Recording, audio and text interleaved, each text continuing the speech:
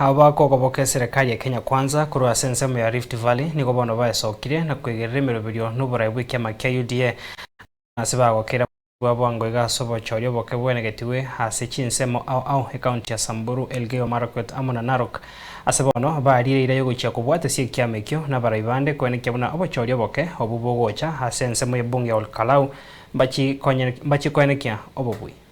UDA ni chama cha kuotea mbali. Wacha niwaambie wenye wako kwa vyama vingine wanataka kusimama viti asua hapa Rift Valley Baringo. Jana tumeweza kunyorosha kule Murwa Digiri. Si mnajua kulikuwa na uchaguzi ya by election ya mjumbe ya Murwa Digiri.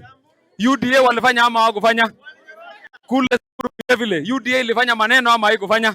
Hata hapa Baringo 2027 lazima tuwanyoroshe na chama yote itakuwa UDA kuanzia MCA mpaka governor mpaka president huko juu, si ndio? Mumeona wale watu wa kelele, wale wa opposition wamekuwa na kelele mingi, lakini ikifika kwa debe tunawabwaga. Walikuwa na kelele watashinda kule Murwa Digiri. Wamelimwa ama hawajalimwa? Wamelima chini. Walikuwa nadhani kiti ya MCA kule Samburu. Hawajalimwa. Hata kule Elgeyo Marakwet pia wakalimwa. Na hata huko Olkalau tutawalima huko. Unajua upinzani ya Kenya, it is so useless kiwango kwamba yule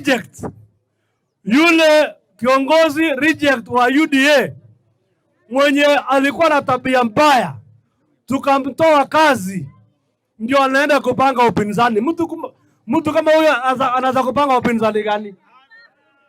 Wale wote kina Kalonzo, kina ile makamasi mingi Matiang'i na kichwa kubwa hawana maana, bure, useless.